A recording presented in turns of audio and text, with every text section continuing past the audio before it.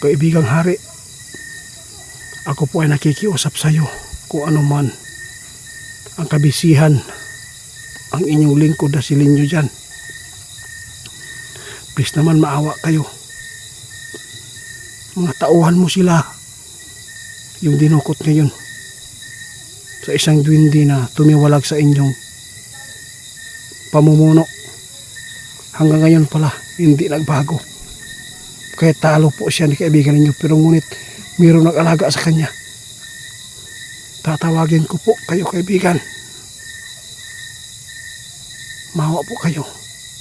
Ipaubaya po ang oras nilinyo sa akin ngayon kaibigang hari. Emergency lang po natin to kasi po hindi na ko na talaga na makita pa na maghirap po yung mga duwende na tinutulungan ko guys. Dito po tayo sa party kaibigan ninyo. Gusto ko makausap siya at humingi ng tulong sa kanya. Sana po nandito po siya ngayon. Naiyak po ako guys. Dahil po pinahirapan po sila ng kasama nilang traidor na duwende. Pichay, ninyo, mahawa po kayo kaibigan ninyo kung nasaan man po kayo. Kung hindi man ako makadisturbo sa inyo, sana po ay tanggapin po niyo yung pagkikipag-usap ko ngayon sa inyo. Ninyo, Pichay, meron po akong malaking problema po. Alam ko nakilala po ninyo yung tinutulungan namin na mag-amang duwende kasi po. Ikaw po ang nag-utos sa akin na ipabungkal po yung punso nila, kaya yung tatay na ni Shoto ay bihag po ngayon at saka si Shoto po naging mabuti na po silang duwende. Pichay, ninyo kung nasaan man po kayo ngayon, please dumating kayo ngayon dito sa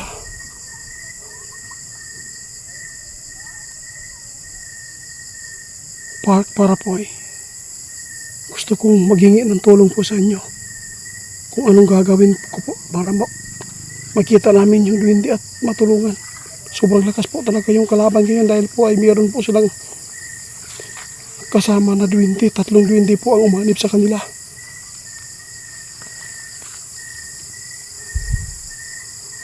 Binyo, dinggin mo yung pakikipag-usap ko ngayon. Maawa po kayo. Naiiyak na po ako dahil po ay nangyari na po na hindi ko inaasahan. Nakita ko man kung saan inilibing po yung mag-ama, pero ngunit naunahan po tayo. Ginawa nila ulit at ginapos at isinilid na po sa matigas na buti. Maawa po kay kaibigan ninyo.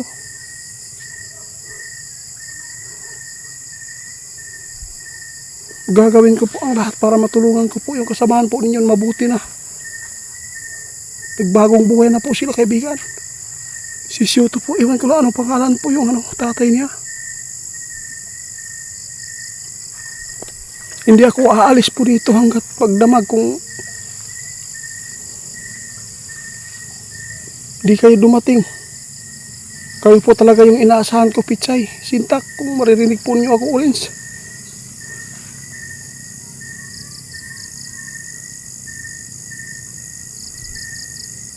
Maghihintay ako ilang oras dito.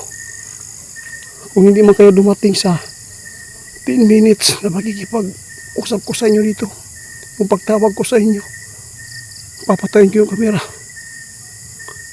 Tapos hindi ko kayo lulubayan po dito ngayon hanggat makausap ko kayo para matulungan at mabawi natin yung buti. Alam kong mababasag po ninyo yan dahil po kasamahan po ninyo ang nag-trader po doon, kaya nahuli po ang mga kaibigan po nating duwende. Gusto ko lang makabawi kaibigan sa kabutihan po sa inyong hari.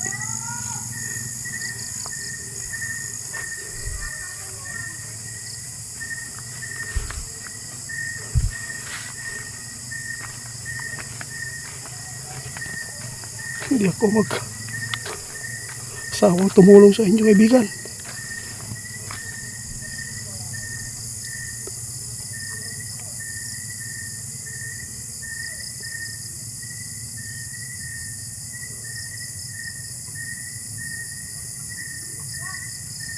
Ninyo, kayo po talaga ang sandalan ko ngayon. Mahirap kasi mayroon kang kaibigan ng mga duwindi guys dahil po ay kung sinasaktan po yung kaibigan niyo duwindi guys, masasaktan din po tayo. Masasaktan din po tulad ko. Naiyak po ako guys kasi po kitang-kita ko talaga guys yung paghihirap po ng dalawang duwindi ngayon sa buti. Nakausap ko pa si Pitsay dito guys pero ngayon wala na. Hindi ko sila mapipilit guys kung ayaw nilang sumagot.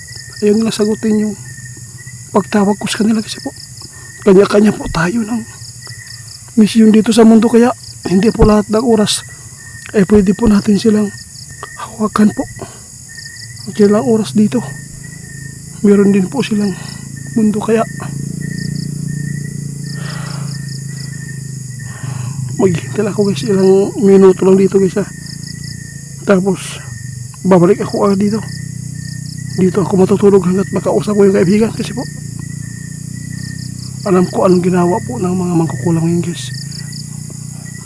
Gusto po nilang makuha po ang loob ng mga duwindi dyan para po umanib sa kanila, para maging malakas po yung mangkukulam, para marami din silang matatalo ng mga manggagamot. Sobrang sakit po talaga guys dahil po ay nagbalik na po sila ng normal na pamumuhay tapos ganito po yung nangyari. Iwan ko lang yung nanay ng Shoto, hindi ko po siya na tanong kung mayroon pa ba.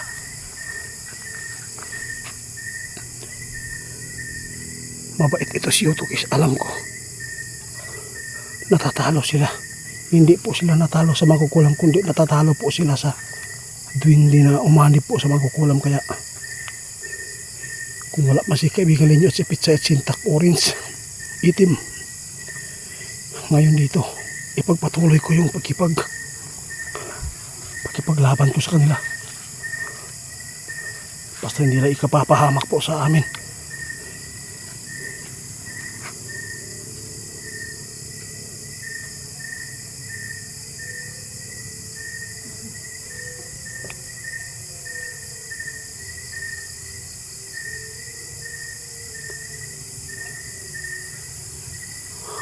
Linyo, last na po ang aking pagtawag.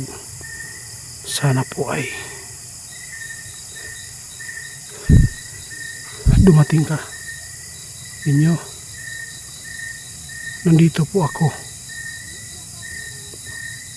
Kaibigang hari, ako po ay nakikiusap sa iyo kung ano man ang kabisihan ang inyong lingkod na si Linyo dyan. Please naman maawa kayo. Mga tauhan mo sila. Yung dinukot ngayon. Sa isang duwindi na tumiwalag sa inyong pamumuno. Hanggang ngayon pala, hindi nagbago. Kaya talo po siya ni kaibigan ninyo. Pero ngunit, mayroong nag-alaga sa kanya. Tatawagin ko po kayo kaibigan. Maawa po kayo. Ipaubaya po ang oras nila nyo sa akin ngayon kaibigang hari kundi si kaibigang Pitsay na lang. Maawa po kayo. Nya, kabayan? May umispark dyan guys. Baka ito po si Linyo guys. Baka dumating na Linyo.